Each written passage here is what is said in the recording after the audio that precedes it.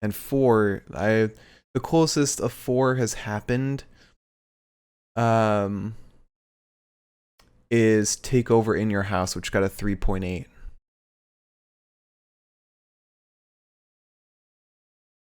Okay.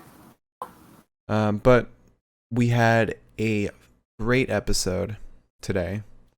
We saw Diamond Mine. They were revealed at the very end, being led by Roddy, Tyler Rust, and Hideki Suzuki, along with Malcolm Bivens. And for those who don't know Hideki Suzuki, he is a coach at the Performance Center and a former NWA champion and tag team champion. And it seems like they're expressing interest in the cruiserweight title, so we're seeing them pushing that title to newer heights. Also today we didn't get a whole lot in terms of like big things. But we did see the switch of Johnny and Austin to, or rather, the Way entirely to faces. What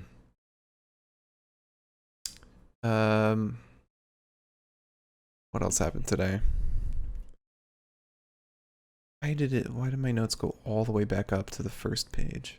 God, that sucks. Okay. Bunch of stuff revealed for next week. Number 1 contender match for the women's tag title. And tag, oh no, that's for Great American Bash is the men's tag title.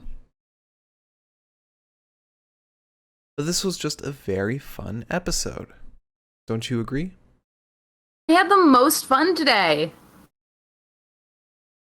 Compared to especially compared to Raw. Oh my god, I don't even remember Raw. What's Raw? All right, so we've got a lot to cover in this episode. So let's just go into the news, shall we? We shall. You have to take down the Tyler Russ sign to do that.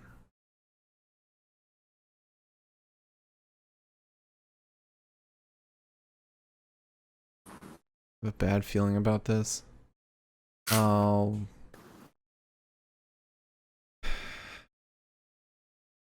So you're just covering up news. You're not even gonna have like above news, so it's like Tyler Russ You're right. news. Make so many good points. Too late. It's too late. This is why I date you. God. We're gonna be here for a year. Yeah, we might be. Can't wait for that to fall. That is gonna be amazing when it falls. There we go. Just keep it like that. Keep it like that. Alright. Beautiful.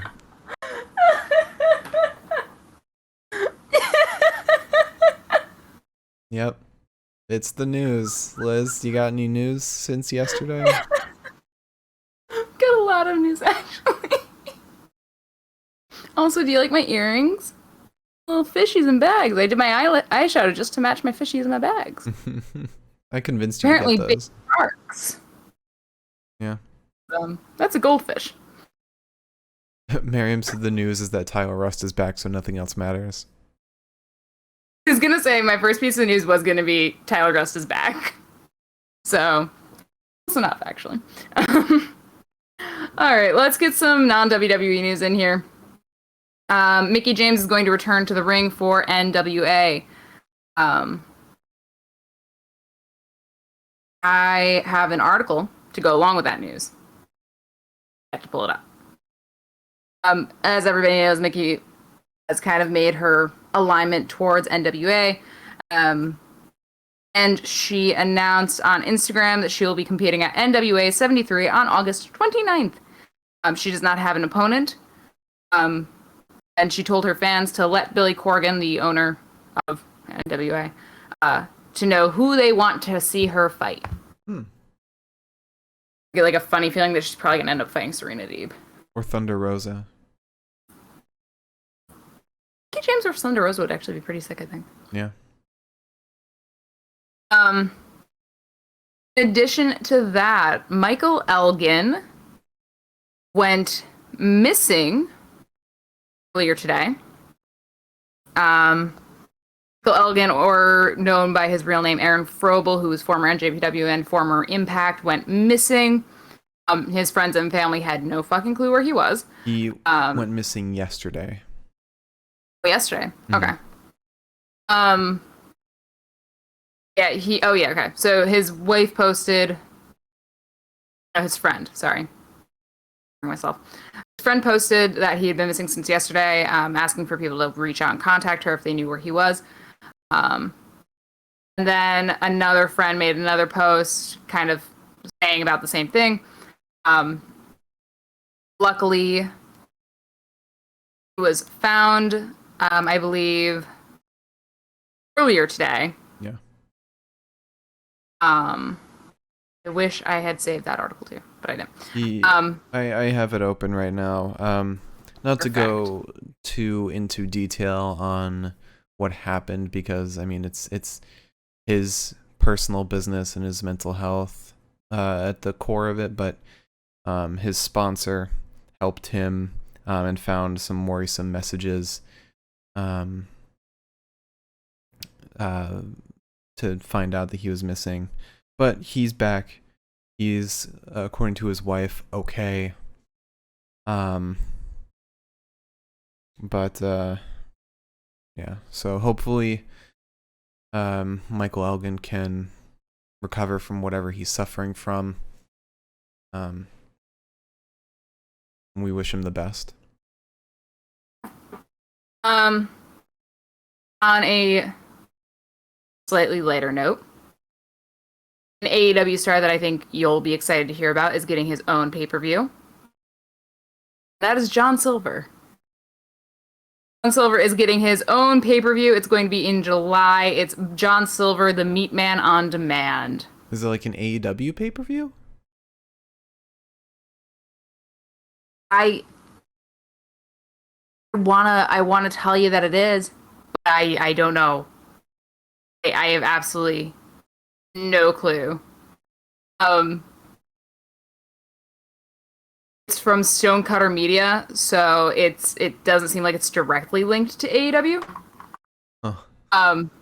Basically, it's just John Silver's classic John Silver matches, best of, if you will. But Alex Reynolds had one, so it's exciting that John Silver's going to get one as well, and I'm excited for him. John Silver will probably make a whole show of it. Yeah, I can definitely see that.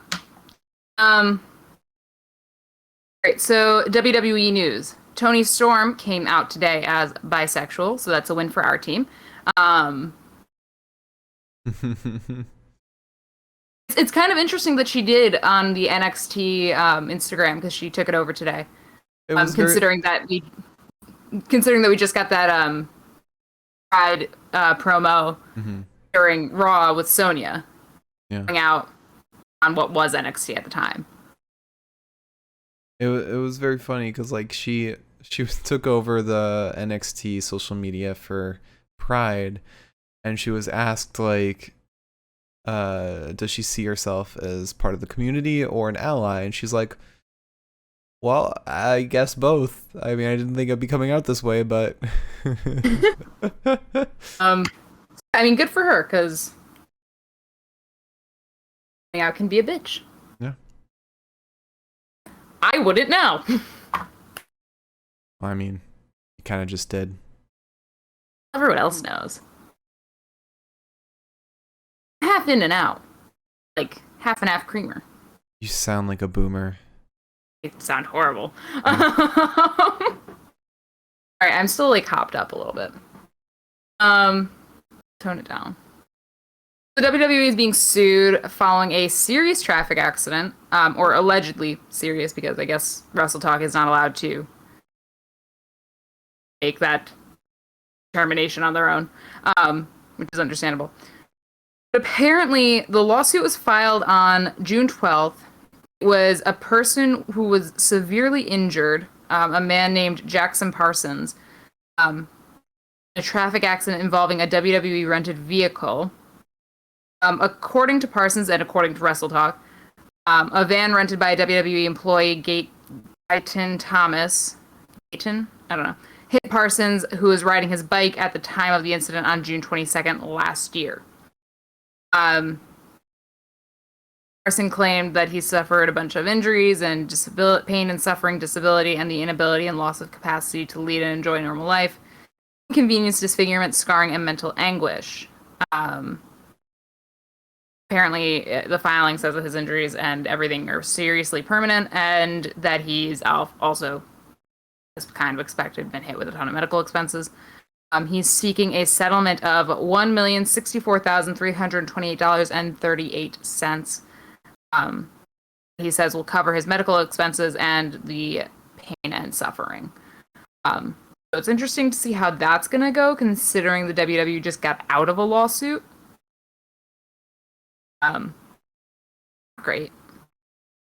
I'm sure they'll be fine. They're a rich-ass company. They can afford a good lawyer to get them out of this. I wonder if they're going to find a way to sever ties with this Gayton Thomas person and maybe put the blame on his shoulders. Yeah. I don't know how suing a company works, though, so that might not be something they can do. Yeah. I've never had to sue a company. My time. I've got something small but really funny. Go on. So Joey Janela tweeted. He tweeted, "I got dressed up tonight to check out my local Seminole County school board meeting. Hashtag God bless America. Hashtag USA. Hashtag Jesus. Hashtag unmask the children. Hashtag Fauci fraud. Hashtag mask off. Hashtag save the kids. Hashtag make America great again." And he posted this flyer for Unmask Our Children, like speakers needed and all that. But he then posted pictures of him like wearing like a flannel button up in Orlando, Florida cap, and like basically looked like the stereotypical Republican. And he even took a selfie with Drake Wirtz. And he followed that up with, "I was kicked out within 5 minutes for yelling at a doctor or something. He was a liar." He just trolled this whole fucking thing, even with fucking Drake Wirtz. And it's all on his Twitter. Why is he the most chaotic human being alive? He is incredibly chaotic. Like, I thought I was chaotic, and then I heard Joey Janela's stories, and I was like, never mind. I'm a very vanilla person. Mm-hmm. I honestly never expected this from Joey Janela, but fucking he chose violence today. For him. So it's a little Brock Lesnar update. Not really an update, kind of what anybody can infer, but one way or another, I'm going to talk about it. Brock Lesnar is reported by Fightful Select that people close to Brock are basically under the assumption that the WWE has not reached out at all. Brock, in spite of the WWE saying that they have plans for him in place. Mm-hmm. So, yeah, they're very hopeful. Look at a little. They're very hopeful about Brock, but I honestly doubt we're gonna see Brock Lesnar again. I don't know. Again, I'm not under the assumption that like the WWE is like. I don't think that the WWE's woes right now are from a lack of Lesnar. You know? Yeah.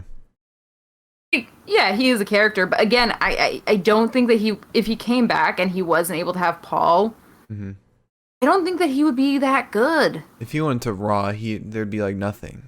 He wouldn't be able to do much. If he went to SmackDown, his entire storyline would have to be about not having Paul Heyman anymore, probably go after Roman, and then what would he do? Yeah. After that. Yeah. I think It's just not the same anymore. the problem with Raw at the very least, because if he went to SmackDown, still wouldn't be anything for him. But Yeah. he wouldn't be the puzzle piece to fix Raw, because Raw is missing compelling characters, ones that you can latch on to and find interesting and carry through the show. Brock isn't like that. He's a heel. He's an incredible wrestler. But he's not a compelling character. Yeah. I don't know. WWE seems so focused on bringing him back, like that's gonna fix everything, and it's like, still gotta write him. They're just looking to they want these big names. They want their big names back, and Brock is the only one on the table at this point. And if he is, And yeah. it's probably a lot of USA wanting this, because from what it seems, SmackDown will be getting John Cena, and USA is probably saying, well, we want Brock, or we want a big name, and the only one that they could provide is potentially is Brock.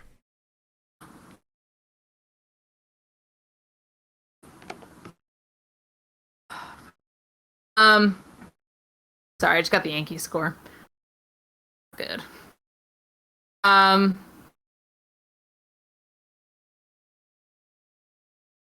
so the WWE looks like they're gonna call Karrion up soon.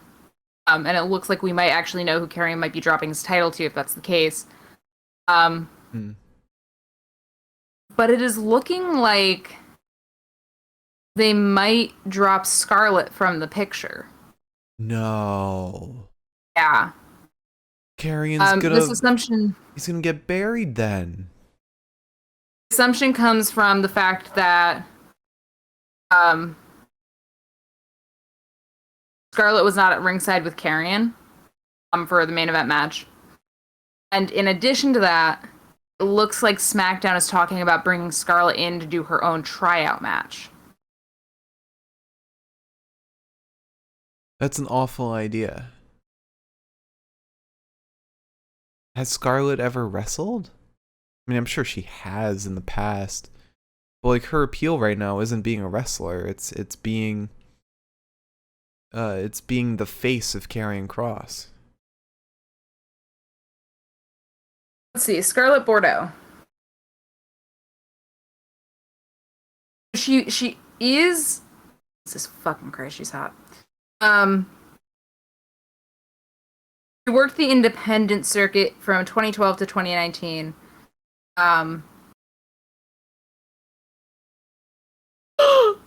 What? Oh. No, I just saw it. Okay. Don't be a fangirl. Don't be a fangirl. I'm not. It's just everything that I wanted ever. That's all. Oh, I think you liked the other tweet too. Yeah. Like both of them. It's cool. Okay. Anyways,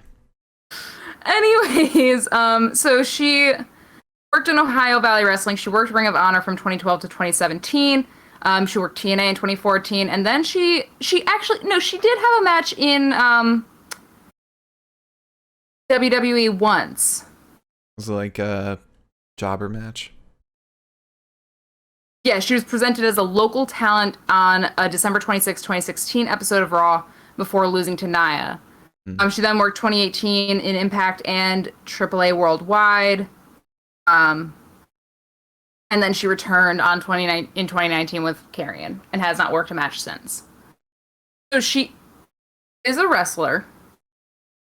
But still, to break them up, I don't know if that's going to work. Yeah, Karrion. The only way Karrion would work, and I've said this a million times before, is if he doesn't talk. Scarlett should be his mouthpiece. And I mean, he already talks too much in NXT. If he becomes his own mouthpiece on wherever the fuck he goes, he's gonna fall flat. No one is gonna pop for him. And he's gonna get buried. I I hate to say it, but I feel like they're a package deal. And I don't like saying that about like another female wrestler, but like It's true though. I mean, she might be fine on her own, but Carrion isn't. I gotta be honest. If Scarlett's on her own on the main roster, she's gonna become another Alexa Bliss with like the supernatural powers and shit like that. I mean, I'm sure SmackDown could pull something interesting, but like still, yeah, I don't know. I don't think they can make her fun and edgy. I think they would kill that instantly.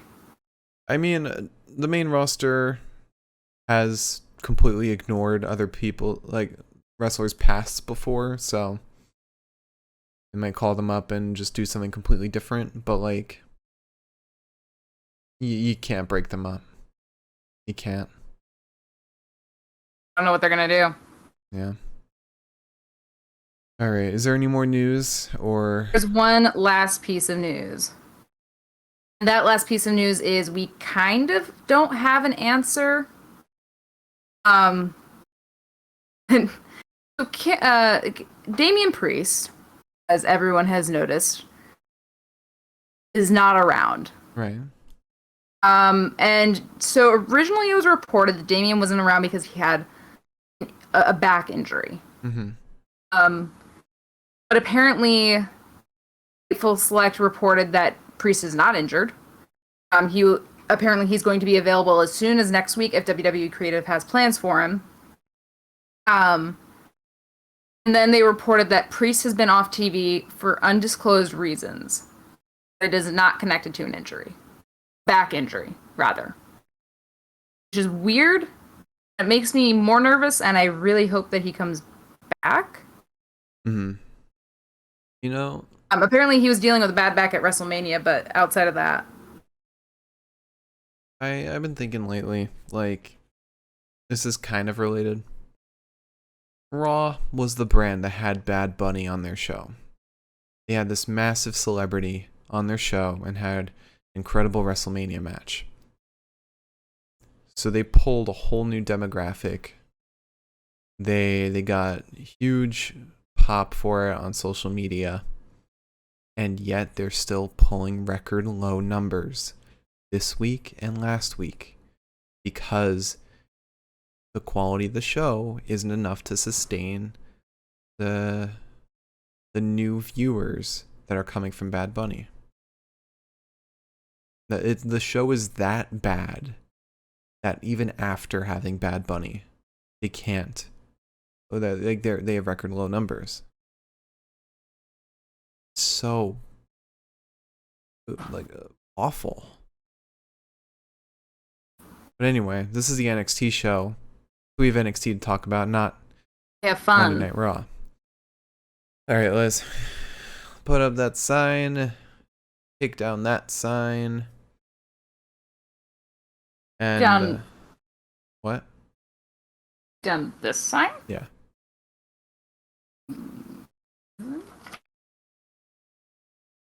So while you put that up, we started off with Adam Cole in the ring. He said, "I get to handpick my opponent. No way I'm gonna pick my opponent, just because Samoa Joe says I should. There's a new king of this brand. After I embarrass Kyle O'Reilly, I will be recognized as the greatest NXT superstar." Carmelo Hayes comes out, says, "Hey Cole, you might not know who I am, but I know who you are. My name is Carmelo Hayes, and if anyone is going to change your mind, it's going to be me." Adam Cole says, "Is that so? Enlighten me, tough guy." Hayes says, "There is this famous phrase, ruthless aggression," and slaps Adam Cole. I really like that callback. That was really cool. I don't know how how to say this, but like Carmelo Hayes like has taken my heart He in like 2 matches. he's honestly pulling a John Cena. John Cena did the same exact thing. He debuted with like the ruthless aggression bit with Kurt Angle was basically his debut, and then everyone loved him at the start of that. And hopefully they just don't make everyone hate him like they did with John Cena. We're gonna see Carmelo Hayes with a Thugonomics gimmick. Don't say that. NXT would never. No, NXT would. The main roster wouldn't anymore, but NXT would do it and do it well. Ah, boy. Like he would be Thugonomics 2.0 and feud with Hit Row. Like, dude, him solo Casanova against versus Hit Row. Ashanti. Pretty good. Christian versus Ashanti the Adonis. Christian? He used to be Christian Casanova. Carmella. Yeah. All right. So, do you want to get into this match? Yes, they immediately started brawling, and then we get the match between Adam Cole and Carmelo Hayes. Yeah, and also the other thing that we got a lot of tonight, in a sense, was we got more, like normalized interaction with like the guys who are normally just on 205 Live. Yeah. Which I thought was really cool. Yeah. I don't know if this means something about 205 Live. I don't think so. But they did say they're reshaping their cruiserweight division, and making it something more prominent. And we know for a fact Triple H and Shawn Michaels love the skinnier guys like Johnny, Adam Cole, Kyle, Kushida, that kind of body frame. Unlike Vince, who loves the beefy, the beefy men. Yeah. And the cruiserweights seems like H's and Shawn Michaels thing, so we could be seeing a ton more of them, especially after what we saw of Diamond Mine today. Yeah. All right. Adam Cole versus Carmelo Hayes. Yep. Looked on that a little bit. So we get a cheap shot to Cole, and we go right into striking each other. There's a springboard clothesline to Cole as he charges Hayes, and then Cole looks like he's trying to like walk away from the situation. Hayes dives out onto him. A pump kick to Hayes as he goes to re-enter the ring, though. Cole then stomps Hayes, suplexes him, hits him with a neck breaker. Get a shin to the back of the neck, grinding the front of Carmelo's throat into the bottom rope. Then we get like a little kick to the knee of Hayes and an inverted atomic drop to Cole, and a hard kick. Cole sends Carmelo to ringside and then right into the fucking barricade, like knocks him off the post basically down, and he slams into it. And I was like, he then tosses him into the chain link barricade. Get a side headlock on a wriggling Hayes back in the ring. There's a big old back elbow to Hayes, and then Cole slaps him, continues to taunt him, and then the men begin exchanging forearms. And Carmelo Hayes has like the Dexter Lumis touch, where it looks like he's not pulling a goddamn thing. Very stiff. I love that. The only thing I actually hated about this match, really, is that Adam Cole like no-sold a lot of shit. Well, I mean, yeah, he's former champion. Carmelo's new, so of course they're still gonna make Adam Cole look like the tougher dude. But I think the fact that Carmelo Hayes stepped up in the first place and still had this match is enough to get him over. Yeah. So we get Hayes goes up and over Cole's shoulders with like a little spin move, kind of parkour-y. There's a pump kick under the jaw to Cole, and then Cole delivers a reciprocal pump kick to Carmelo. We get a reversal on a suplex into a neck breaker on Cole, which was really fucking cool because Carmelo basically twisted him midair. Carmelo then goes to suplex Cole, but Cole rolls him up into a small package. We get Enziguri and double knees to the face of Cole. Hayes wants the crucifix bomb, but Cole slides over his shoulders, hits him with a backstabber. Coleman goes up top. It comes right down into a super kick on the throat. Hayes goes for a spiral crossbody and gets super kicked as well. But then Adam Cole hits the signature Panama Sunrise, and Carmelo sold it in the most incredible fucking way. You woke up just in time to see this too. Yeah, I dozed off in this match because I was super tired. It was the post dinner nap. But he basically did like a headstand with his forearms on the ground. Mm-hmm. It's just incredible. And he like hung in the air for a second before falling to the ground. Cole wins. But in my heart of hearts, Carmelo wins. Yeah. After that, we had Frankie Monet, Jesse Camilla, and Aaliyah backstage. This was also on Twitter. Frankie says, everyone should call us the winner's circle. You guys did well against so-and-so. I did well against so-and-so. Robert Stone walks in. He says, what's the 411, ladies? Frankie says, great day for Robert Stone, Brand, and Frankie Monet. They high-five, and then the dog yips at Robert Stone and scares him. Leslie! Leslie had the right idea, man. I don't know what the fuck. What was the suit jacket that he had on today? Fashion. It was fashion. You wouldn't understand. There's no reason to hit me. Then we Got pinched by the cat. Oh, she's taken after Presley. Just like I saw him and I thought he was right. We then had an interview with Zoe Stark. She said, all I did last week was pay Io Shirai back. Wanting to tag with me is different though. Io walks in. I don't like you, but I respect you. Zoe says, mutual respect is all we need. Then we get LA Knight sitting by the pool. I dropped what I don't need. I don't need an old man named Ted DiBiase. Then the ingrates chanted, to the moon. And out comes Cameron Grimes. As far as I knew, I thought you cared about the money, but you cared about the old man. You remember that fall you took on the ladder at NXT TakeOver? That's nothing compared to the drop on your head from the $1 Million Legacy.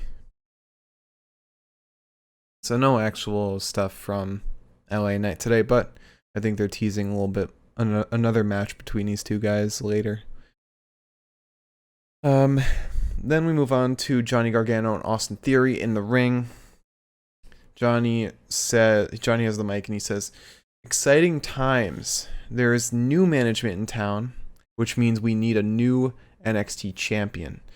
We don't need the big, mean-looking, angry-faced doomsday guy. We need the handsome, hard-working, headband-wearing, respectable family man. We need me. The 57 days I was NXT champion, this place thrived. The best NXT has ever been. At TakeOver, I proved that Karrion is not on my level. I outclassed him every single time we were in the ring together. Everybody knows I can out-wrestle that man on my worst day. And out come Pete Dunne and Oney Lorcan. Pete says, are you mad? You must be mad if you think you're number one contender over me. Austin tries to say something, but he's not mic'd, so he can't hear it. Pete just says, shut up.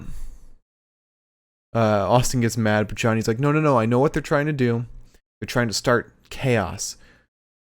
You're not provoked, Austin. We do not partake in hijinks or shenanigans. We are law-abiding citizens. There are rules for a reason. We are good people. I'm going to put the microphone gently. I'm going to put down the microphone gently now. And they start to leave. Austin Theory stands on the apron, looking at looking at Pete. Says, "I'm watching you." And Pete walks over, grabs his fingers, and breaks them. And then Austin leaves with Johnny. And in that moment, the way got over his faces. All it took was Samoa Joe. And I think that shows who they're going to give the NXT title to. Because I feel like they wouldn't be building them as faces if they didn't have plans for them to face a heel. Then in rolls Cameron Grimes. He hands a $100 bill to one guy, hands another one to another guy, and then Ari Sterling says to him, "I heard you came back from the nursing home." Cameron says, "What'd you say?" Ari says, "You heard me." And then Cameron just hits Ari Sterling, sending him to the ground. And then we'll probably get a match between them next week. That's awesome, because, I mean, it seems like they're kind of making a little feud, and normally the 205 Live guys don't get that. Yeah. But I think it also means that a lot of people will be going up to the main roster with how many people they're suddenly bringing in to core NXT. Yeah, I'm sure if Roddy not going up and Tyler coming back, I'm almost positive Karrion and Bronson are going up, but it's just going to kind of suck. I don't care if Karrion drops the title because I don't really like Karrion as the champion. I'm going to kind of be upset when Bronson drops the title because I don't feel like he got enough time before the main roster ruins him. Yeah, but it's probably going to Santos or one of Hit Row, and either of those options would be really good. If Legado can be all decked out in gold, pretty sick. You know, Wild and Mendoza are not getting those titles as much as they deserve them. You just hate MSK, and I'm not saying this from an I hate MSK standpoint. I don't hate MSK. I don't. But you know for a fact those titles are going to either Ciampa and Thatcher or GYV. They were supposed to go to GYV. I don't know why they didn't. They weren't supposed to go to GYV. They were building them for a long time. And I think at one point, I think it was when Wes was injured. They were supposed to have a match, I believe, for the title, and then they switched things up so that MSK held on to the titles. No, the GYV match was supposed to happen right after the Dusty Classic happened. They weren't going to drop the titles then. From what I heard, GYV they were supposed to be the next champions after MSK. But it also feels like they're the only ones that like are built to be the champions at this point, because I don't think they've gotten the NXT. I don't think they've gotten the tag team titles at all. I don't think so. I don't think so either, but I also am not the person to ask. I think after this long. I've watched NXT as long as you have. Sure. Alright, so then we get an interview with Adam Cole. He says, "I am not talking about Kyle. I don't care about him or Kushida." Miriam said they've never held the NXT tag titles, only NXT UK. So at this point, yes, they definitely do deserve them with how long they've been in WWE. WWE. WWE. What I did to Hayes is what I'm going to do to Kyle. William Regal then walks in. "Well, I'm glad you continued with your match. There's no animosity between you and Joe. It's done. You think it's done? He's allowed to defend himself. Don't provoke him. I love how you've done nothing to reprimand Samoa Joe for putting his hands on me. I'm tired of this. I'm leaving. Bye." We then go to commercial, come back. Johnny and Austin Theory are backstage, are going to Regal's office. Johnny's like, no, we gotta knock this time. We gotta knock. Johnny knocks, says, "Hey, did you see what happened? We are being model citizens. I even got you a new pencil." He puts a new pencil in his pencil cup. There needs to be consequences. What are we gonna do? there does need to be consequences. What's going to happen is you and Austin are going to face Pete and Oni later tonight. Johnny's upset by that. But then we go to another tag team match, Io Shirai and Zoe Stark versus Aaliyah and Jessie Camilla. Yeah. This was around the time that I forgot the thing that I was supposed to be buying on Amazon. So I took really bad notes, and I apologize. Tried my best. This was also a frantic fucking match. A lot of the matches tonight were really, really, really high energy. Mm-hmm. And my God, did I suffer. I did my absolute best. But we start with Io versus Aaliyah. We get a failed arm drag that Io counters and neutralizes, taking Aaliyah down. Sends some chops into Aaliyah and then pulls her hair and smacks her. Face buster. Hits her with a drop kick. Zoe gets in off of that. Gets a sliding clothesline that nearly takes Aaliyah's head off and nearly sends Zoe out of the fucking ring. Jessie Camilla gets in off that. Aaliyah sends a sliding back heel to Stark before leaving the ring. There's a failed dropkick to Stark, and Zoe double stomps Camilla. Camilla hangs Stark up on the ropes and then hits a twisting springboard drop elbow onto Stark, which I was like, Jessie, it's so long to see this shit from you. And then Candice and Indy come out. They don't do anything, they just watch. Leah gets in, some hard strikes. Camilla gets in, same deal. Aaliyah gets in, same deal again, before she gets nearly rolled up by Stark. It's a single leg drop kick onto Stark, and then we go to commercial break, we come back. Mia drops Aaliyah into Stark, and Stark gets up, slams Aaliyah down. Joe gets in, Jessie Camilla gets in. We get shoulder tackles and a face buster to Camilla. She takes Aaliyah off the apron, then the 619 to Camilla, and a missile dropkick. Mia then kicks Io, tags in Aaliyah. Aaliyah hits a nasty Northern Lights suplex to Io and bridges. Mia gets back in. They attempt a team suplex. It does not work. Stark gets in off that. She suplexes Camilla. Io gets back in, hits one of her standard, horrifying over-the-moon salts. Win. She's scary good at it. Yeah. Yeah, she really is. And she like whipped her body down when she landed it. But yeah.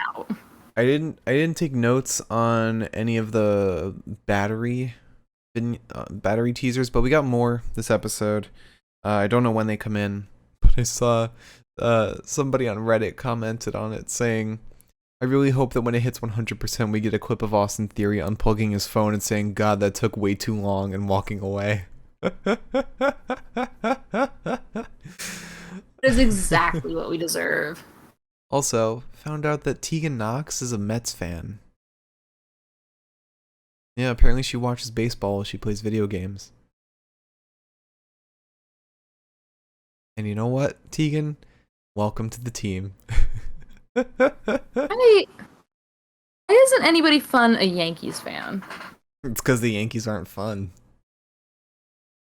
Taz is like a full-blown Mets fan, of course. At least we got some runs today, buddy. All right. At least we're in the top of our division. Fuck you. All right. So after that, we get a video package for Kushida. It's playing some of his great moments, and he said, "This will be my special moment of my career," referencing his match against Kyle. And then we get Johnny Gargano and Austin Theory versus Pete Dunne and Oney Lorcan.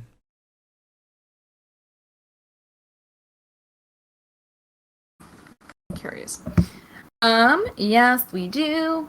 And let me tell you, I thought that the fucking Io and Zoe versus Aaliyah and Jessie match was fucking difficult to take notes on.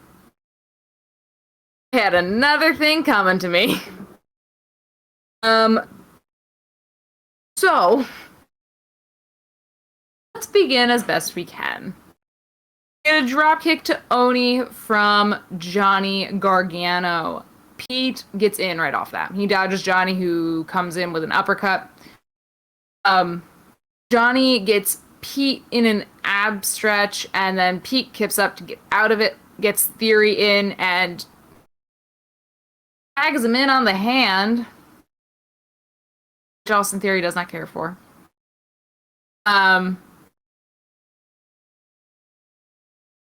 So Pete throws Johnny out of the ring, clotheslines Theory after they run past each other several times. Johnny gets in, he slaps Theory's chest. He starts focusing in on the injured hand of Austin, and then Pete gets in, starts focusing on the injured hand of Austin in the only way that Pete knows how to, which is in a terrifying and somewhat convincing way. So he stomps the injured hand before standing on it, stomping on it again. Goes into breaking the fingers a little bit. Gets a chop to the chest of Theory. Oni gets in off that. We get a back elbow to Oni, and he goes over the ropes with like almost a sling blade kind of maneuver. I didn't know how to describe this. But it was nearly a sling blade. Stomps on Oni on his way back in. Johnny gets in off this. He and Austin get a team forearm on Oni and then hit him with a double elbow drop. We then get a stomp to the midsection of Johnny, an inverted atomic drop. Yep. Inverted atomic drop on Pete Dunne, and then Theory gets in. Johnny lifts Dune. Dune. Yeah, that's fine. That's right. Boy, oh boy, oh boy. Johnny lifts Dunn, and Theory drop kicks him down. We get a back elbow to Dunn. Dunn starts just kicking the fucking legs out from under Theory, gets an abdominal stretch on Theory, and then a drop knee to Theory's arm, and then kicks the arm. We get a big drop kick to Dunn, and Oni comes in to defend his friend. Theory sends Lorcan out. He goes to dive out onto Oni, who dodges him. Dunn comes through with a clothesline ringside. He then easily removes Johnny from the ring. Dunn gets in, sends Theory into the apron neck first. I just cramped my entire hand up. We go to commercial break, and when we get back, Pete's in. An elbow stomp on Theory, and then a single leg takedown. He goes... Sorry. Yeah, okay. Single leg takedown. He goes to hold Theory away from his corner by grabbing his legs, but Theory kicks him away. Lorcan gets in. There's a punch to Lorcan. Johnny gets in. He digs down both Lorcan and Pete. Lorcan lifts into the apron. On the apron, Johnny kicks Pete in the head. We get a springboard spear to Lorcan through the ropes. He then dives out onto Pete. Theory gets in. A boot to the face of Theory from Lorcan. Johnny gets a kick upside the head to Oni, who's gone up top at this point. Theory then hits a springboard Spanish fly, which, again, just like last week, fucking cool. Yeah, oh yeah. Vintage, according to Wade, vintage springboard Spanish fly. I wouldn't know what a modern one looks like that. So good. Such a cool move. It really is. Dunn gets in though. Johnny avoids the bitter end, hits him hard enough to send him from the ring. Then we get Theory versus Lorcan. There's a blockbuster to Theory. Dunn gets back in, goes back to the fingers. Theory nearly taps out, but Oni goes in to keep Johnny from saving Theory, and in the process gets kicked backwards and sent into Pete, breaking the hold. Johnny gets in, there's some strikes to Dunn and a German suplex to Gargano. A kick upside the head to Dunn. Gargano gets sent ringside. He tries the spear again. Dunn avoids it this time, though. Lorcan gets in. Dunn gets sent into Lorcan. Get a tag team offense to Johnny, and then Theory breaks the cover. Dunn goes back to Theory's fingers. Theory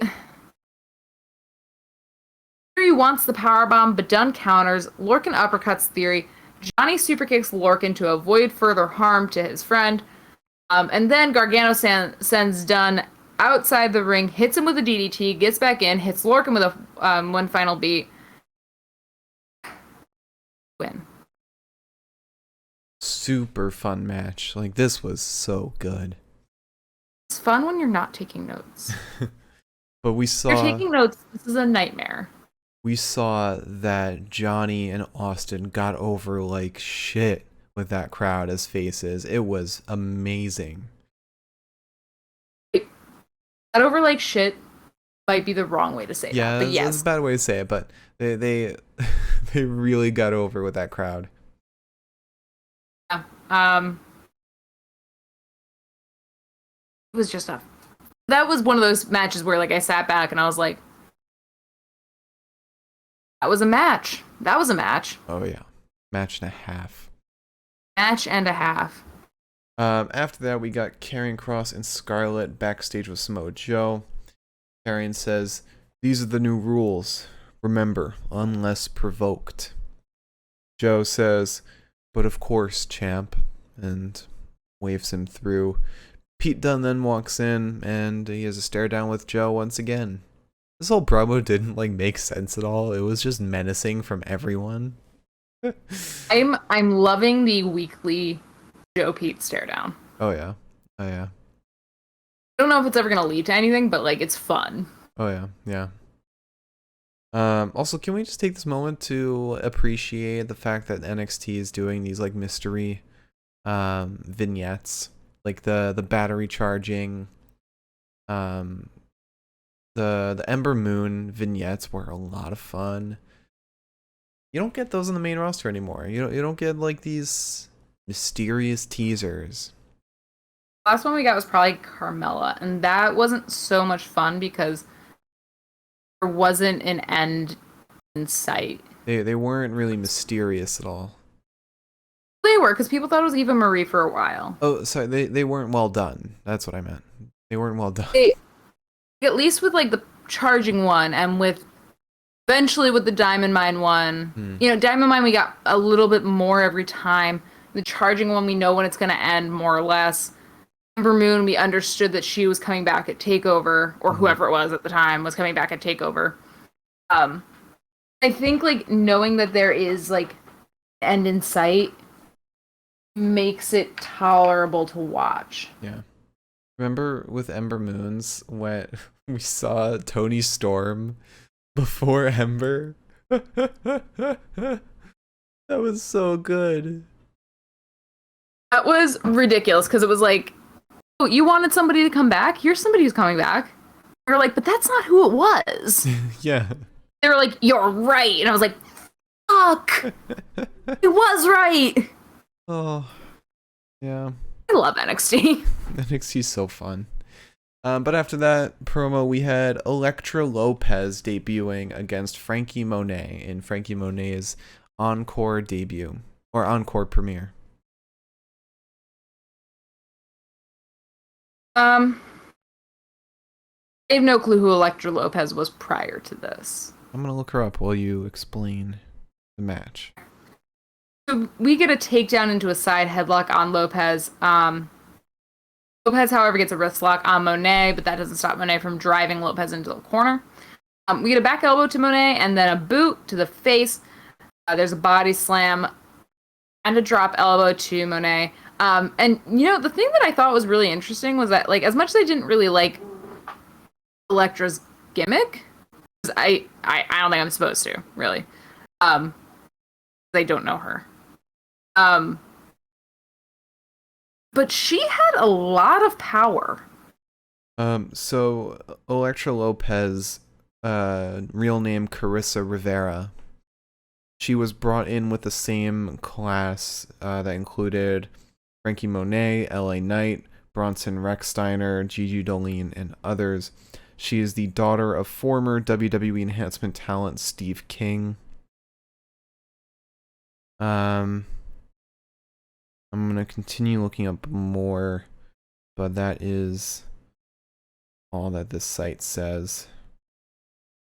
Yeah, so but what I was saying is that she just has like immense amount of power, and I thought that was really cool because I think a lot of times, even with NXT, enhancement talent gets a couple of hits in and then it stops.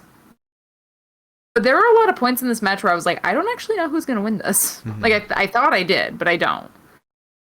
Um, but Monet gets a kick to the midsection and then a knee to the chin. Monet drops Lopez. Lopez then dodges a charging Monet, sending her into the post.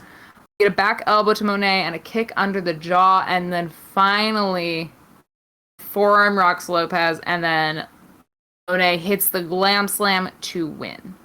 But really, up until the end, I was like, is Electra gonna win this? Like, are they introducing a new person suddenly that I didn't even know about? Right. So here's some more information on her. She was trained by Damian Adams, who also trained Tasha Steelz and NXT star Deanna. In 2018, she made her debut on NXT, losing to Lacey Evans. On the main roster, she returned for an episode of SmackDown, where she was known as Carissa. She was on that episode. She was tag teaming with Chris Statlander, in a team called the Brooklyn Bells, and they lost a tag team title match against the Iconics. She also appeared as Bobby Lashley's ex-wife during an episode of Raw. The fact that I didn't even realize Chris Statlander was on the main roster for like an episode. Yeah. I didn't know that either. And that they had a tag team title match. Carissa also made several appearances in Ring of Honor, where she upset the former women's champion Sumi Sakai.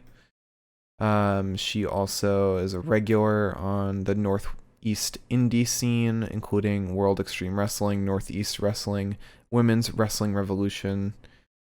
And her signatures are the Blue Thunder Bomb, Snap Suplex, and Double Chop. She's also known as the Cherokee Warrior.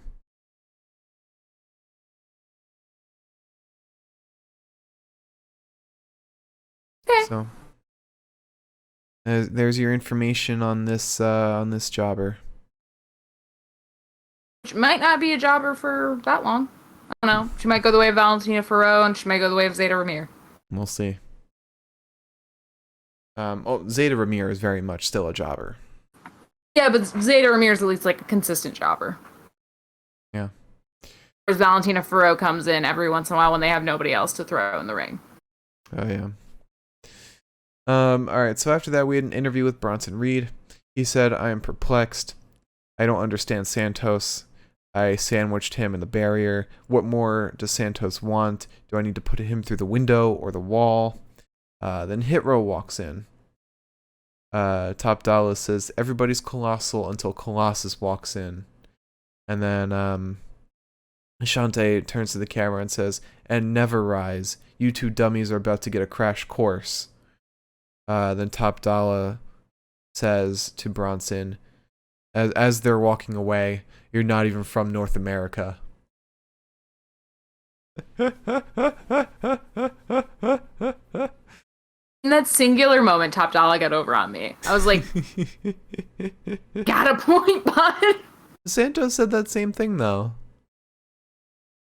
He was like, "You're not from." Sure, Like, but Santos was already over with me on that one. oh, okay. Like prior to. Mm-hmm. And Joaquin was the star of my fucking heart. What about Canada? Discuss this. Then we go to a promo that happened earlier in the day. Everrise is sneaking around wearing masks. Matt Martell has his mug. Chase says, "You can't bring your mug." They've also got spray paint in hand. They're saying there's no chance as they're going up to Hit Row's SUV. Top Dollar rolls down the window of the car. He said, "Ski masks don't work with your names on your shirt." And then we just cut to the ring for Everrise versus Hit Row, which is Top Dollar and Ashante Adonis.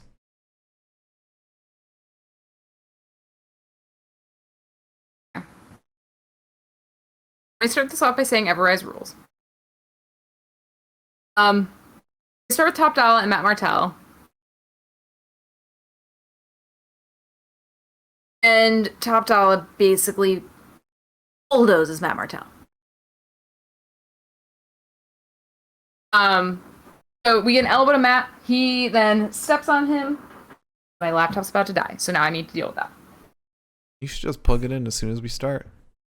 I never think to. Okay. So Ashante the Adonis gets in. He throws his shirt at Chase. Chase gets in. Chase punches Adonis, hits a hard drop kick. Ashante just starts pummeling him, and BFAB has to kind of tell him to chill the fuck out. She's like slamming on the ring to get him to stop. So Top Dollar gets in. He lifts Chase easily. Chase gets down. Matt gets in. They start attacking Top Dollar together. They send him out of the ring. Scream Everrise rules. Top Dollar does not agree with that. He levels Chase, sends him into the barricade. Matt Martell basically nearly gets choked out by Top Dollar's singular hand. And then we get a super kick to Martell after Ashante tags in. Top Dollar gets back in. The catch has scared me. And they kind of do like a neck breaker, I guess. Basically a neck breaker from a height. Mm-hmm. And that ends Matt Martell and Everrise's chances at absolutely winning this match because they get destroyed. Yes. Then we go an interview with Mercedes Martinez, where she is asked about the mixed tag matches happening against Xia Li and Boa, and she's asked about picking her partner, and she says, "Mixed tag, I can get down with that, but I don't make friends so easily." And then she's attacked by Xia Li, and Boa is standing over her, yelling at her, and Jake Atlas comes in and helps Mercedes by fending off Boa, and they both stand alongside each other, and it's announced that we'll be getting Mercedes Martinez and Jake Atlas versus Xia Li and Boa. It's all for Pride Month. This is what we deserve. Also, Boa getting back in the ring is what we deserve. Yeah, and more Jake Atlas. And more Jake Atlas. Dude, the way Jake Atlas just fucking came in and was like, I'm about to crush Boa. Like, yes, you are, buddy. Yeah. Really good stuff. And the fact that Mercedes is like a face now. She kind of was when she was facing Xia before, but like now it's like solid. She's like an anti-hero face. She was, but I think now she's just a straight up face because she's acknowledging that she doesn't get along with people. I think, well, more so I think what I'm like trying to say is that like, I don't think if you went to the character of Mercedes Martinez and were like, you're a face, they'd be like, yes, I am. Right. You know? Mm-hmm. She's not like a...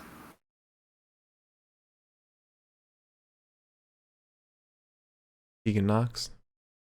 There we go. Thank you. I'm trying to think of like one like peppy face woman on NXT. Ember Moon. I couldn't get it. You say Ember Moon? Yeah. Because Ember's still edgy. There's Tegan. Tegan's a little more like boppy. Candice used to be. She was like the peppiest face there was. Yeah. Zoe Stark. Yeah, okay. Three. Sorry. Sorry. All right, so then we had the main event, Kushida versus Kyle O'Reilly, in a fucking baller match. So I'm gonna be really honest with you right now. You didn't take great notes? I didn't get the finish. Okay. For good reason. Because this is matches and Tyler Rust. This is the Tyler Rust portion of it. So Kushida versus Kyle. Kyle focuses on Kushida's knee first. He uses his feet to bring Kushida down and then to get on top of him. Get a body scissors submission on O'Reilly, and then a side headlock on Kushida. There's a kick to the jaw of Kyle. Kushida goes for a springboard something or other. It gets caught up in an armbar right off the bat, which was really fucking impressive. Kyle grabbed him from like midair. Um, an abdominal stretch submission on Kushida, and then hip toss drop kick. Not all of it, like normally we get like the hip toss drop kick, cartwheel, something. Mm-hmm. But this time it was just very limited. So he then wraps Kyle's arm around his leg, twists it in the way that makes me always like kind of cringe a little bit. The kick to the spine of Kyle. Kyle grabs the leg of Kushida, and Kushida escapes, grabs Kyle's leg instead. There's a shot to the face of Kushida, and then a judo throw and a sleeper with body scissors applied to Kushida. You get a hip toss into an armbar on O'Reilly, and the hoverboard lock nearly gets locked in. But Kyle counters with an armbar of his own, which they keep calling an arm breaker. Get it? That's another word for it, but I don't know why we're exclusively calling it that, because Wade caught himself today. It probably sounds better than armbar. I wonder if like a memo was like dispersed, because again, Wade went to say armbar and then caught himself and was like arm breaker. And I was like, the sniper strained on you, Wade?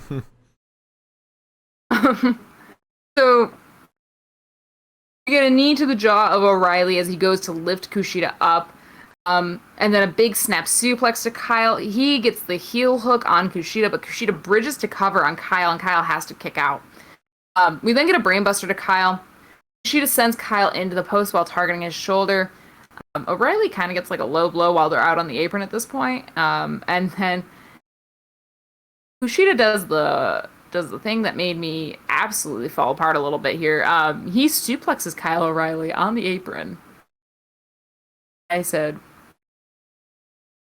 okay. Fucking mean. Mean. Oh, yeah. Kyle then tosses Kushida around his shoulders. Gets a knee to the face to Kushida. Starts hyperextending the arm and wants the hoverboard lock, but Kyle fights out. Gets a knee under the jaw to Kushida, but Kushida gets the lock in. And I don't know the finish. Because... Did they finish the match? With the DQ? Yes, they finished the match.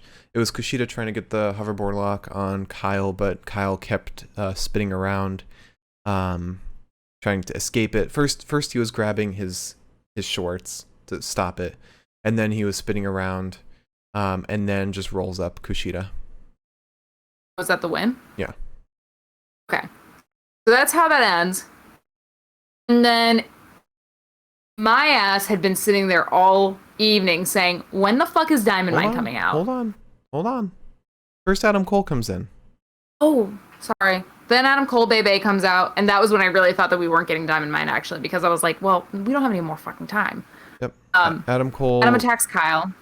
Well, Adam Cole is just trying to get in the ring, and then Kyle immediately attacks him, takes him behind the announce desk.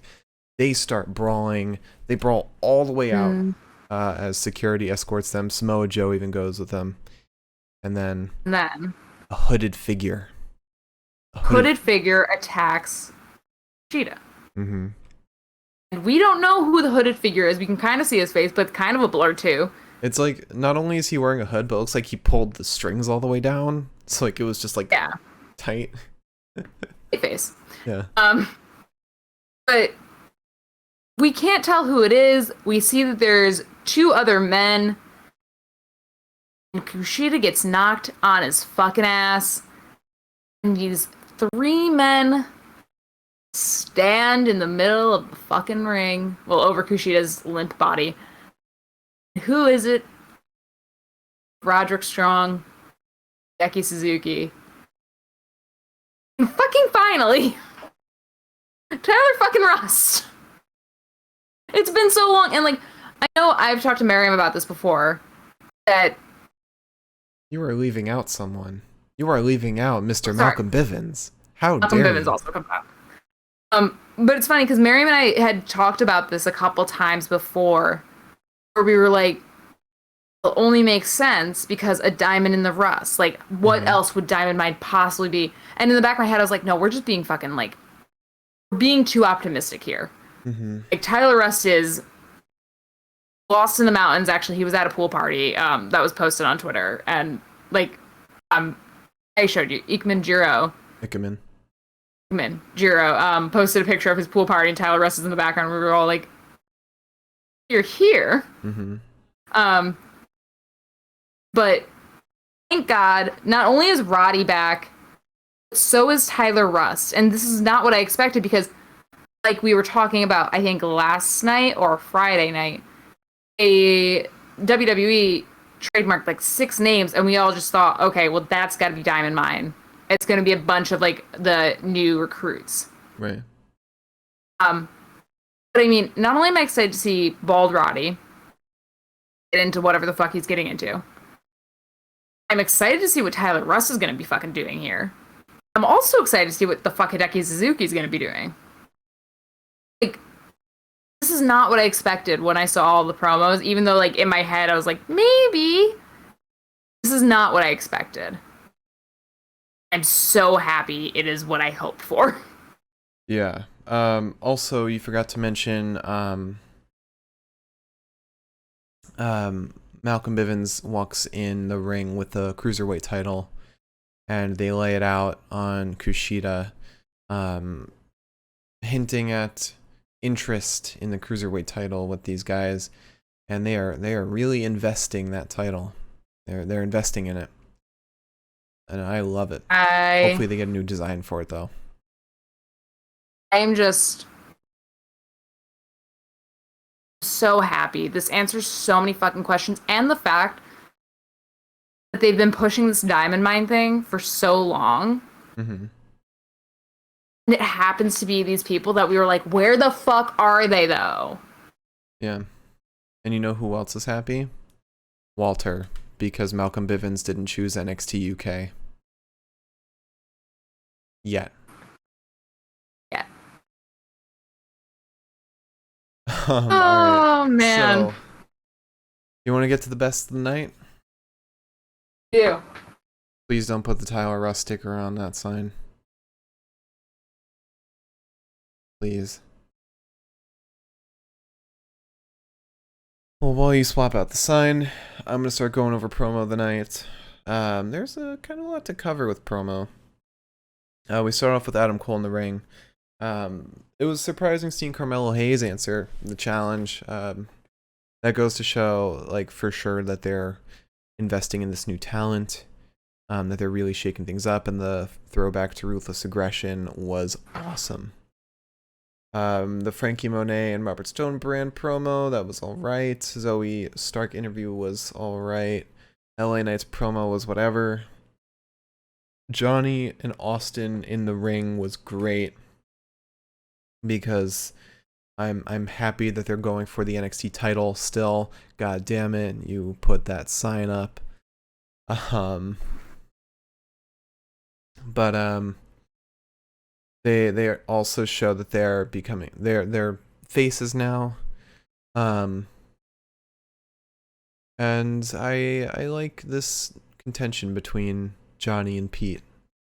It really works, it feels natural, and they're both fantastic in the ring. Then we get Cameron Grimes in a weird promo that had no effect on today.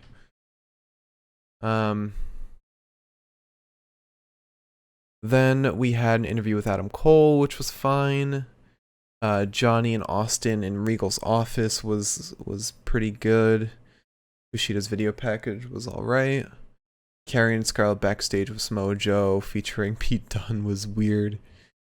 Bronson Reed's interview was fine. Everrise sneaking around was fine. Mercedes' interview was really good.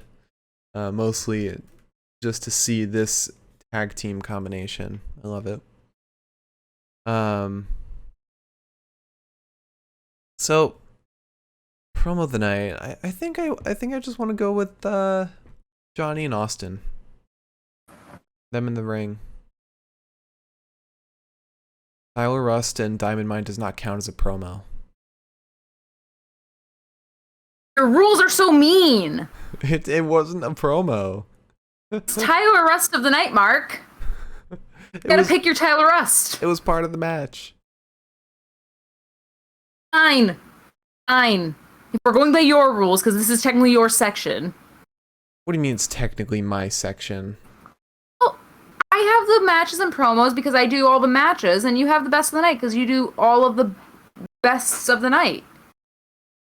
It's our section. Like this, it's our podcast. But this is where you do most of your talking. That's what I'm saying. Our podcast. All right, so Wrestler of the Night. We started off with Adam Cole versus Carmelo Hayes. I'm gonna go with Adam Cole, but again, I did doze off in this match, so it wouldn't be fair for me to pick any of these guys. But they did put on a hell of a match from what I saw. And yes, I did see that finish, and that was fantastic. Then we had Io Shirai and Zoe Stark versus Robert Stonebrand. I'm gonna go with Zoe. Zoe killed it in this match. She constantly shows such great aggression in the ring. It feels so fresh because it's like aggression from a face like that. She's just really good and really talented, especially in these tag team matches. Then we had Johnny Gargano and Austin Theory versus Pete Dunne and Oney Lorcan. This one was a little tough, but I'm gonna go with Austin Theory. He not only was he pulling off some amazing moves, but he was selling the finger injury really well throughout the whole match. It was between him and Johnny, of course, but I think Austin, because he was selling the injury throughout the match, gets the edge over on Johnny. Then we had Frankie Monet versus what's her name? I don't have the match in front of me right now. Oh, Elektra Lopez. I guess I'll go with Frankie. Elektra didn't get in too much offense. Then we had Hit Row versus Everrise. What? I know it doesn't matter, but I kind of disagree. Do you? Yeah. Honestly, if anybody surprised me in that match, it was definitely Elektra. She looked really mean. Okay. Like a very fun and flirty way. Must have not been paying too much attention to her then. That's fair. I think because a lot of like matches like that, it's like you're kind of anticipating the next move from the person who's supposed to be winning. Yeah. Yeah, she shocked me with how good and convincing she was. Mm-hmm.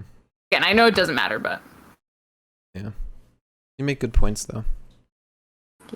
But Hit Row versus Everrise, I'll go with Top Dollar.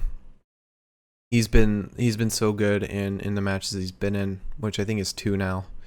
The way he balances his offense and his chemistry with Ashante Adonis, whether it's doing tag moves with him or trying to calm him down, he's so good at everything he does in the ring.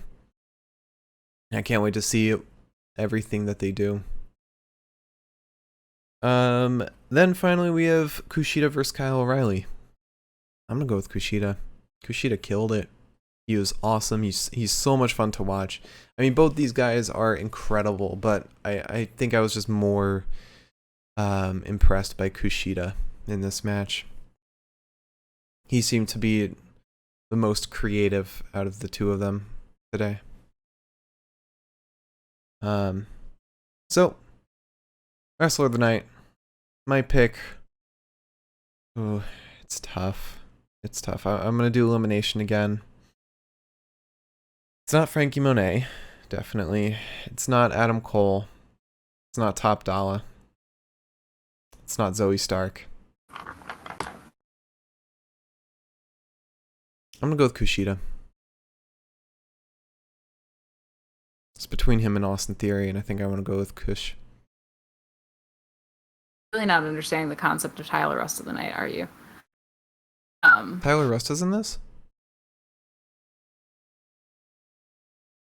um, I will go with Kushida as well. I thought Okay. Kushida was fucking incredible. Yeah. Oh, yeah. All right. So then, match of the night. We started off with Adam Cole versus Carmelo Hayes. Fun match. Got to see a lot of Carmelo Hayes, him showing off some really good stuff. What? I was just gonna say, and this might not be a popular opinion. Oh no. You gonna get canceled? It's not that divisive. Um, enjoying Kushida's cruiserweight run more than I was enjoying Santos's. I think it's because Kushida's had so many open challenges where we've gotten to Mhm. see so many different people. It's because it's an interesting face run. You don't see too many face runs that are like this. Yeah, like every week I'm like, oh, okay, this I'm is interesting. I'm actually really looking forward to when Jordan Devlin comes back and we see that feud. Because what I Your mouth just out with stuff after that. because what I just thought about when we were doing the matches and promos was what we'll probably see is a team up with Kushida and Devlin against like Roddy and Tyler Rust, or Rust and Suzuki. So they'll probably, because they never really had the animosity, especially since like Devlin never fought Kushida, I don't think. Um, but he had that kind of respect towards him, and it'll be really, I expect an awesome match to come out of like a tag team. And then there'll be like that respectful title challenge that I feel like Kushida would win. I feel like that would be an interesting turn in his championship reign. I'm not gonna agree with you on this one, but Yeah. I respect your thoughts. Okay, I would hope so. I would assume that would be the default. um, but anyway, back to match of the night. We had after that we had Zoe Stark and Io Shirai versus Robert Stonebrand. This was fun. It was really nice to see Zoe Stark popping off and Io Shirai having her first match since Stand and Deliver. Jessie Camilla was also really good to watch. It was just fun. It was a fun match. Then we had The Way versus Pete Dunne and Oney Lorcan. That was fun as hell. It was a whole match and a half getting through. Really fun stuff from everyone in the match. Yeah, just really, really amazing stuff. Then we had Frankie Monet versus Elektra Lopez, which was a fine match. It was all right. Then we had Hit Row versus Everrise. It was all right. It was another showcase for Hit Row. I can't wait to see when they're actually in a competitive match, when they're not dominating the entire time. Might be next. They might be up against like it'll be another tag team for them to fight. GYV maybe. Possibly. They're not doing anything right now. Yeah. MSK actually. Probably fight MSK after Thatcher and Ciampa. I wonder if they're setting up Thatcher and Ciampa to take the titles off. No, I doubt it. I doubt it too, but like I worry sometimes. Yeah. And finally we had Kushida versus Kyle O'Reilly, which was a fun as hell match, and then the ending of it was fantastic with Hit Row coming in. Or I keep mixing them up. Diamond Mine, with Diamond Mine coming in and debuting. It was such a fun segment all around from start to finish. And a beautiful way to end the night. So that's my pick for match of the night: Kushida versus Kyle O'Reilly. This match gave me so much fulfillment Mm-hmm. because we got a finish. We got Adam Cole being a little bitch. Well, not only did we get a finish, but we got a clean finish, like That's what I Kyle mean. cleanly pinning Kushida, a champion. That's what I mean. Yeah. Um, we got Adam Cole coming in to be the little bastard that he is. Mm-hmm.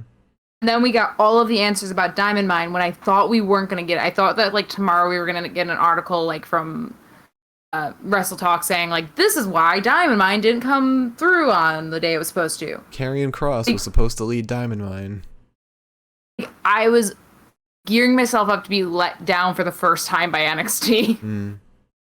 And then they didn't let me down and I was like, holy shit, you guys always come through for me. But yeah, no, there is not another match in my head that contests this one. It's for me it's a close one between that and The Way versus Pete and Oni. Sure. But yeah. So to run it back, promo of the night, Johnny Gargano and Austin Theory in the ring. Wrestler of the night, Kushida. Match of the night, Kushida versus Kyle O'Reilly. Alright, so you want to do questions and answers? We got a couple.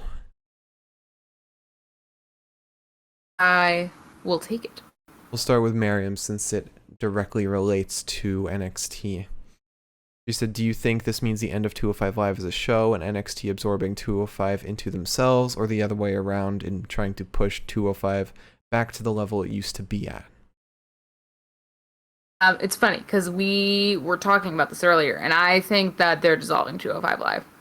I think they're rebranding 205 Live. I think they're going to have just a cruiserweight division on NXT and make 205 Live for showing off new talent and include women in that. I think that would be the best choice right now because of how many people they're bringing in consistently from the recruiting sessions. Mm-hmm. But I think 205 Live as we know it is probably over. Right. I think that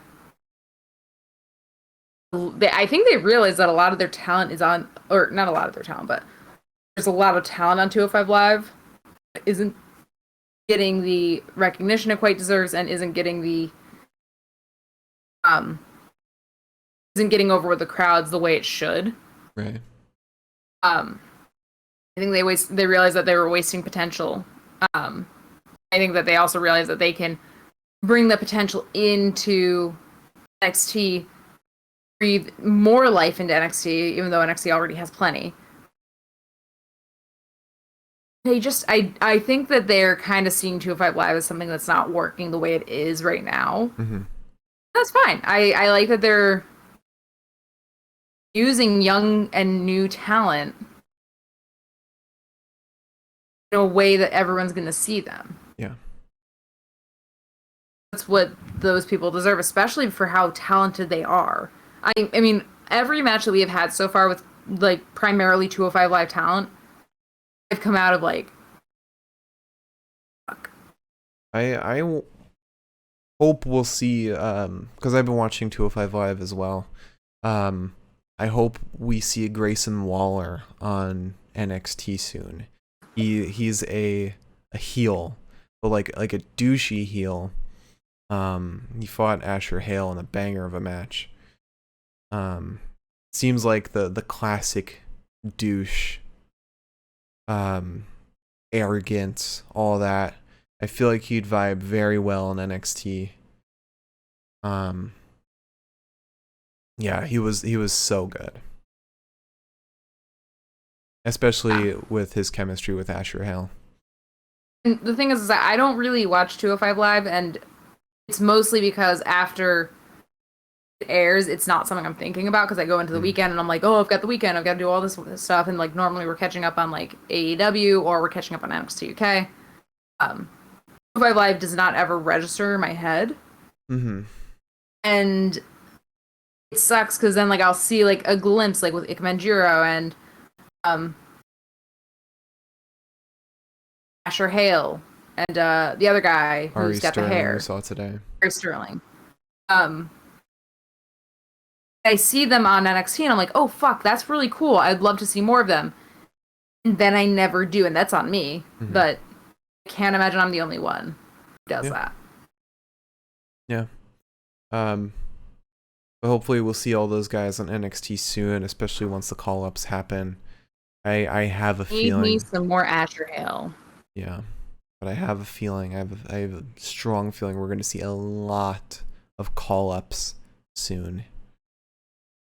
I'm wondering if they're gonna wait till the draft and we have to suffer for another few months. Maybe. I think that they're gonna do just gonna say I think they're gonna do a classic WWE draft where everyone is involved. They pull a bunch of people from the NXT crop and they move on. Mm-hmm. Yeah. Makes the draft a little more exciting because like you do get people who are like sitting and watching and waiting for their name to be called. Mm-hmm. And everything that I've seen from the WWE draft, including NXT, is always kind of like it feels like a real draft, Yeah. like a real sports draft. Mm-hmm. I'm looking forward to that, but I also don't want to wait that long. But we have one more question from Milam on YouTube. Also, if you have a question and you're watching on YouTube, leave in the comments and we'll get to it in the next episode. Always do. He said Mark's LA Knight is effing hilarious, which leads to a question for the Q&A. What's your favorite impersonation to do? Doesn't have to be wrestling related. Oh, LA Knight's fun. My favorite impersonation to do is JBL in the vaccination ad that they put out. Watching the game at the bar. Going to the bar, catching a game with the boys. Oh yeah. Yeah. God. I don't know. I don't think I do that many impressions. Yeah. Trying to think of other ones that I've done besides outside of wrestling. Oh, what's his name? Sean Connery. I like doing Sean Connery impression. Sean Connery. I don't do a very good one, but I like talking like this. It's very nice. It's fun. You've got like your jaw wired shut. Ish. Cameron Grimes is also fun to do, but that's one that like I never feel confident in. Really, you do it very confidently. Yeah, so the To the Moon I love. That's a lot of fun. LA Knight is one of my favorites though. You make LA Knight fun. I don't think LA Knight's fun, and then you do LA Knight, and I'm like, it's funny. Even though I'm literally Mark's LA Knight's funny. I'm literally saying his lines. But it's you, and then I laugh. And that's just a fact of life, dummy. Stop saying that. Funnier. He stopped saying that's just a fact of life. That was his catchphrase. No more. Yeah. You do it too well. Yeah. Saw and he was like, "Oh, I can't do that." Yeah, I don't think I do that many impersonations. Ever. Yeah. I'm authentically me. That was dumb. What was the point? That was my impersonation of somebody who's lame. Yeah. Yeah, I don't do too many impersonations, but I did have a friend who did a really good Christopher Walken impersonation. Every time he did it, I was like in fucking stitches. Really? Yeah. I knew him in college, and it was the funniest shit. He'd just break it out randomly, and I'd be like, in a public environment? Also, because Christopher Walken's a fucking funny dude. But yeah, I don't think I do that many impersonations, so I guess it's just making fun of JBL. I do that well. Outside of wrestling, I do more accents than impressions. One of my favorites is a Russian accent. You can do a good British accent. You can do a good British accent. Yeah, you do a good British accent. Like a refined one, though. I'm not good at anything outside of like the classic British accent. Yeah. Don't ask me to do Cockney. That'll never Cockney. happen. If you're doing Cockney, you just remove certain letters like T. You remove T. Certain letters. You I mean, don't. that's why everyone from Boston sounds weird. Yeah.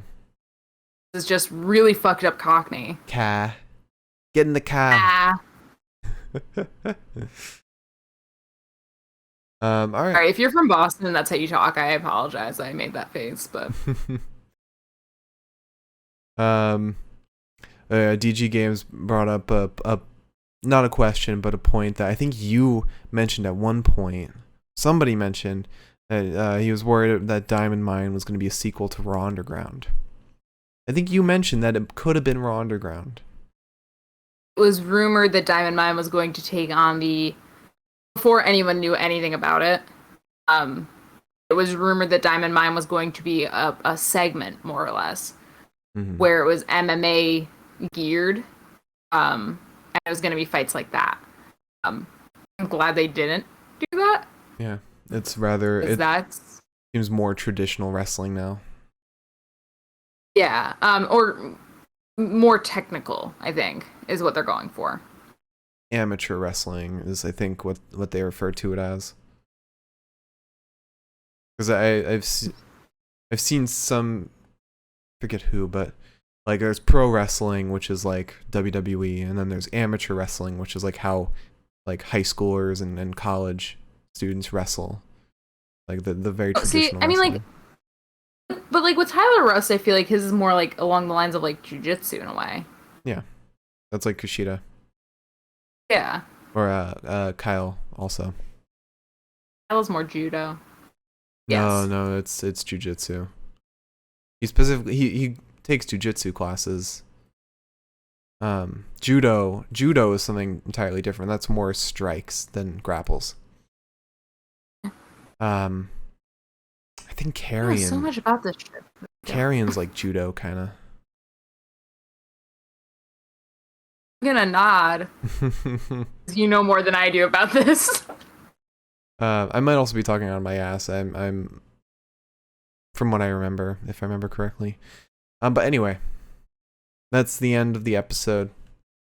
We are we are concluding this episode. Liz, would you like to close out? Thank you for joining us for our special Tyler Rust episode.